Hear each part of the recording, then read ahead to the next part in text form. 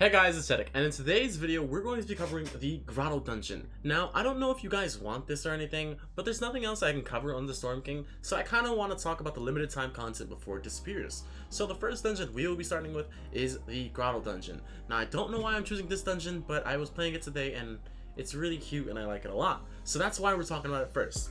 Now, before we talk about the Grotto dungeon, all the tips and tricks, and where all the key locations are, we're going to talk about the loadouts that I recommend you use. Now, the first loadout I recommend is this prehistoric Isa build. She's basically a tank that heals herself. She's like a vampire tank. You bite her, you scratch her, she's just going to bite you back and heal up, and all her wounds are gone while Husks are dead. So this is the build. Prehistoric Isa for 100 armor, Blast from the Past to activate Prehistoric Isa, Saurian Focus and Saurian Claws to activate Blast from the Past. Saurian Focus will give you extra energy for your heavy attacks, Saurian Claws will give you extra damage, Bomb Suit for more armor. With Bomb Suit and Saurian Hide with 122 armor, you get 55% damage resistance. That is the data that I got from in-game. Monster Smash to heal you from every melee attack you do. You get some HP. Here's I'll show you in a bit what Isa does. Fleet to move a little faster, or you can use what's it called? Swab the deck. More info on that in a second. And then Adrenaline Rush and Slow Field. Here is Prehistoric Isa in action and why I recommend her so much. So here's a situation where I'm surrounded by Husks and I decide let's just kill him to heal. So right here my HP bar is like at 10%, and there you go. With one heavy attack it's at full again.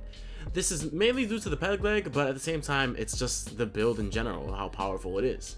You can take a lot of damage and you can deal a lot of damage. Here I am trapped by Husks, and you think I'm dead, right? Wrong. With the combination of slow field and just how tanky Isa is, I survived this situation. Very good build. The next hero loadout I want to talk about is, well, Dragon Scorch, lazy endgame player. Basically, you don't really need Dragon Scorch. We're really going for the team perk here, Blakebeard Stash, and to activate that, you're going to use Swap the Deck, Going Kokas, and Avast Mateys. With Blakebeard Stash, you're basically going to be giving all your other teammates peg legs. Using the peg legs because the peg legs are super strong, pretty sure they're the strongest melee weapon in the dungeons. It will allow the Isas to do a lot more damage. Boss damage at the end of the video if you're curious, and then Bomb Suit and Monster Smash to heal yourself and stay alive, and then Adrenaline Rush to heal you, and Slow Field for, to slow down the bosses so you can easily do that. Wings of the Dragon so you can clear ads if you so want to, or you can go something more single target and maybe go Razor, I don't know what other hero, maybe Saurian Claw, no, that's dumb, or whatever you really want. Honestly, this is just a hero to give the Isa build a peg leg. And by the way, these aren't the only builds you can use. The dungeons are really easy, so honestly, as long as you have Monster Smash and Bomb Suit, you can pretty much just go whatever you want. I just recommend these two because they're super powerful. Now that we're done all talking about the loadouts, let's talk about the tips and tricks, or where all the key locations are in the Grotto dungeon. Now, I doubt anyone's having trouble finding the key at the top layer, but if you don't know yet, first thing you should do is you should walk up to this little thing right here, and then if you don't find the key here, immediately take a left. Then head all the way down, and eventually you'll see the key pop up on your screen. Easy peasy.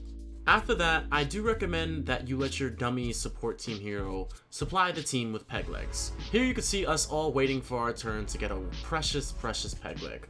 And once you see that little chest to pop up, the teammate will give you your peg leg, lucky you, and then you're free to go into the dungeon. Screw everyone else, you got your peg leg, it's time to move. Then open up the door, and everything is good to go. Now let's talk about the first floor of the Grotto. Now, the first floor of the Grotto isn't really a big deal. All I recommend doing is blazing your way through it and keep on running and following the purple urns. If you don't know yet, the purple urns guide you on your path. If you're confused, just look for a purple urn. Follow the purple urns and eventually you reach a temple. Once you're at the temple, this is where the key search will begin. So run through the temple and go down the stairs. Ignore all the traps because you're just so ballsy and so tanky that you really don't need to worry about them. Run through the river, run past the traps, or through the traps because, well, you're just, Jesus Christ, you're so tanky. And then you'll reach a very large room. In this room, you'll be able to see the dungeon door. In this room, there are 5 key locations. Let's go through all of them. The first key location is to the right of the dungeon door. You'll see a temple looking thing, and on the second floor of the temple, that is your first key spawn. Easy one to find. The second key is to the left of the dungeon door. What you're going to do is you're going to see where my friend Little Goose is, and you're going to build up there yourself. Little 2 ramps, 2 floors, and you're good to go. Don't turn to the right yet, because there's a key on the left. The third key spawn is to the right. This time, if the second key isn't there, what you're going to do is you're going to turn to your right and walk straight. Follow the river until it turns and just keep on going straight. Past the pus, and you'll see the key right there. If the key isn't here, don't worry, there are 2 more spawns. Now, from where you were going, instead of going straight, turn to your right. Go up the hill a little bit, and you'll see a golden light at the end of that doorway. I wonder what that golden light is.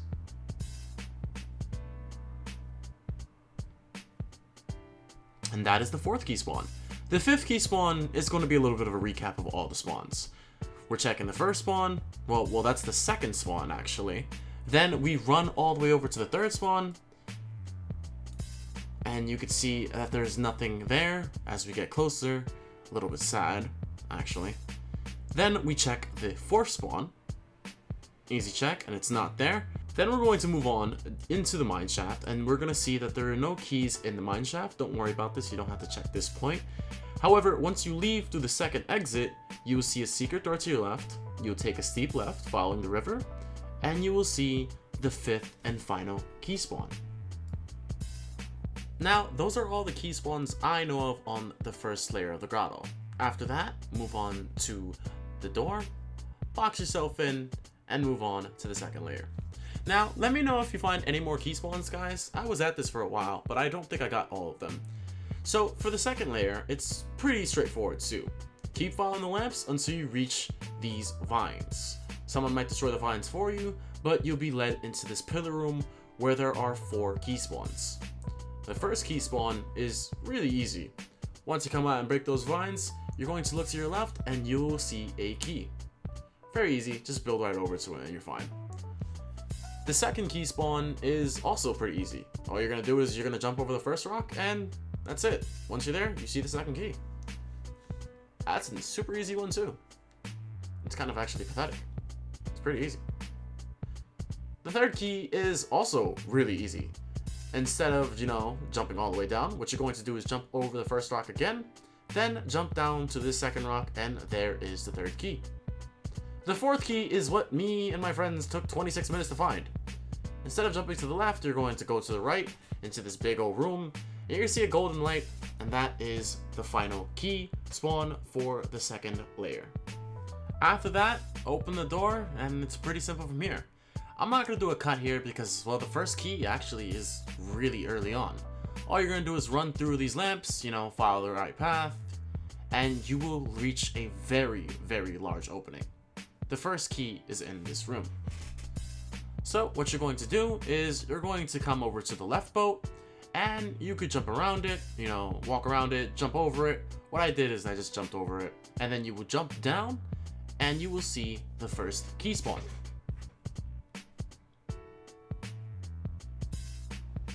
From there, you will go across the bridge on the 2nd boat from the right, and you will see a secret door. You won't be able to see the key unless you approach the secret door, and you won't be able to see the secret door unless you approach this wall. Once you're there, you will walk up the hill, and you'll turn to the right to see the pirate cove. This coffin is one of the tokens to open up the secret door. If that's not the one you need, it's this box right here. From then on, you go in, up, pick up your key, and you're good to go. Also, grab some loot. Why not? It's free loot. There are 2 more key spawns after this. Once you're done, cross the bridge and check over here if there's no keys in the other 2 locations. And I didn't get footage for this last one because I lost it. I'm sorry. But if it's not there in that location, run over to this location right here, and that is the 4th and final key location. I might be wrong, there might be extras, but that is all I know. After that, you approach the boss room and just smoke it with your boys. I honestly thought this boss was really easy because my team was just good, or we just did a lot of damage, or our builds were just amazing. But starting from here, there's like a minute left before we kill all the bosses. What I recommend is slow feeling the bosses, and once they're slow feeled, they can't really do much, so you and your team can just lay into them. You could target one blaster at a time, or you could just gank all of them at once. It's entirely up to you.